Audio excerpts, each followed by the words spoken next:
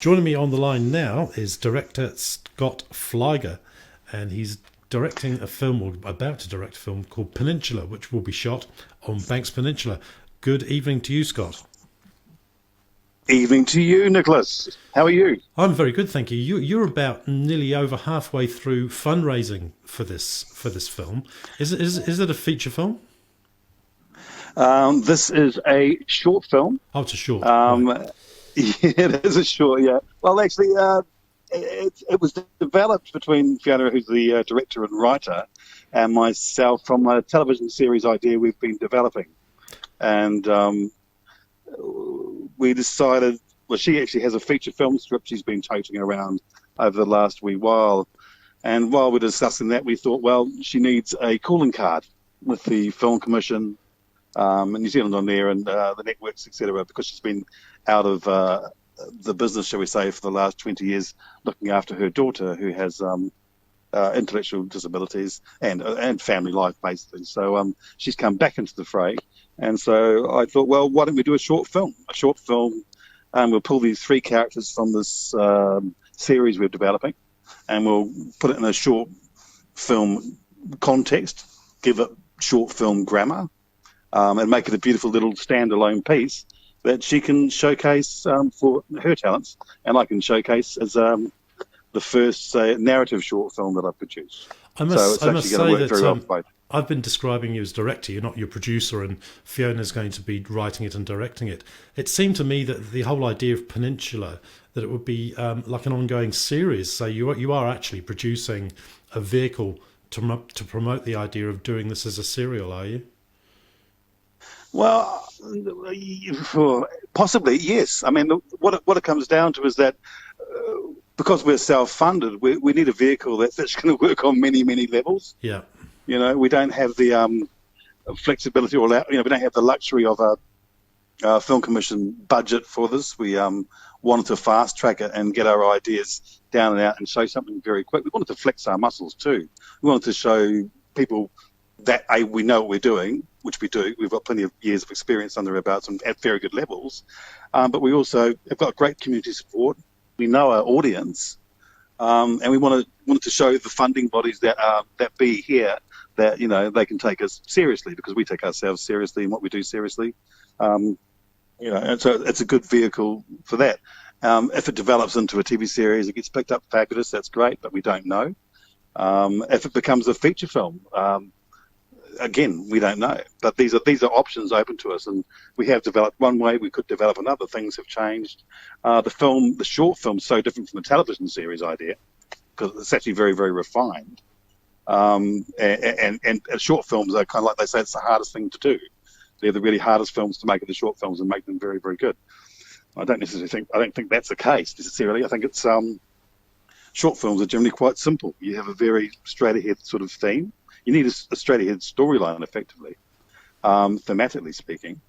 But it's all in how you craft that story, and that's what takes time. That takes time, and that's what people usually get confused with, maybe it being hard. All those things do take time to make things really good. You have to craft, and that's not easy. Do you have an elevator pitch on the story? I have Fiona's pitch of the story, Okay. Which is the same thing. No, it's not the same thing as the elevator pitch of the story. My pitch is three isolated people who managed to connect in an unexpected way. That's my very short, brief description, if you wanted it. But Fiona writes in her own words, and this is why I really love how she writes. She's so poetic. She's beautiful, and she's clear and erudite and poetic, which is an unusual thing. Does Fiona have a background in comedy? She does. She used to direct on Letter to Blanche many, many years ago. Okay. Yep. And she's very talented. And she's a rare breed filmic stories, which has been great for me to come across someone who is so talented. I mean, her logline for the film is it's inspired by real people and events, and it's a story about sounds and the spaces in between people. And when finding connection seems impossible, until you find a way to do it. And it's a story about the beauty of diversity, and being there is one thing, but truly being heard is belonging. And that's what her story is all about. It's all about belonging, and that's the overall thesis, if you like, for the short film. And her writing. Go on. Sorry, I understand that you come from an editing background as well. Yeah, no, I when I went to the UK back in 2001, I left here and I'd done very, very well, but I thought I was a sort of a bigger fish in a little pond.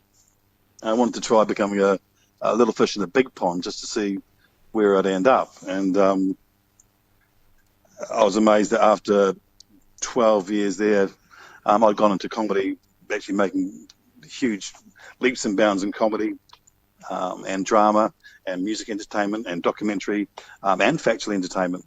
And so when I came back here after being back for 6 years and looking after the kids for the first few years and having to stay around the home a bit more with our kids going to 2 different schools, I decided that producing was probably a better use of my talents, given that I didn't really want to go away anymore and I had a really good skill set I wanted to bring down here and help show other people on another level, because working as a craft editor in the UK to BAFTA winning level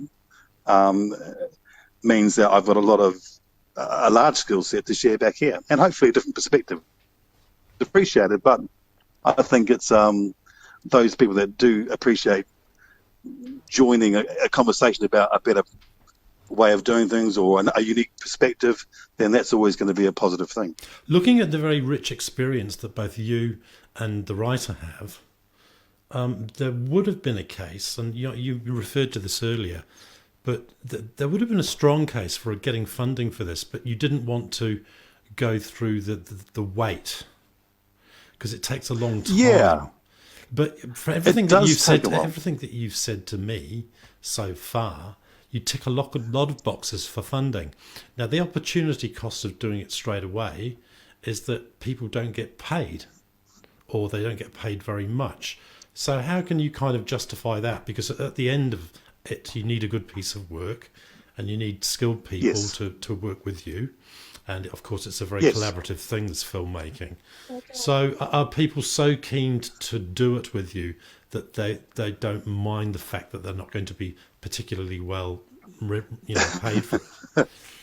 Well, I'm not getting paid, that's for sure. I've put up 20,000, 30,000 worth of post-production, let alone written the whole thing from start to finish.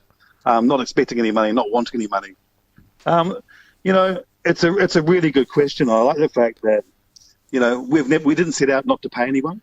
We actually offer a cohort to the crew, obviously, which is the baseline for any short film that's self-funded. Yeah. I think it's a responsible baseline for any short film that's self-funded. But our campaign's going up. Our budget, because of that, is going up. If we reach our boosted target of 15,000, then the cohort goes up to our key crew. Now let's talk about that funding campaign, because you have put that in place. So you can't make a film for nothing. Well, not much of a film anyway. You can't. You need a fighting fund of about 15,000 to make this. Yeah, 15,000, 20,000 would be fantastic. That would give us a chance to pay our smaller crew, well, and get. We've been offered $40,000-$50,000 worth of services, equipment, and in-kind skill, which is not something we take lightly. We're very, very thankful for everyone that's come on board to help us. So, which we're looking to equate to a $90,000 approximately funded film commission. So is this about a week's shoot, Scott? Is this about 7 days shooting? Or? No, we're going to be doing hopefully in about 3, maybe 4 days max. Oh, okay. Very contained. We know exactly what we've got. It's very well managed. Fiona's very onto it as far as how she directs, what she wants to see.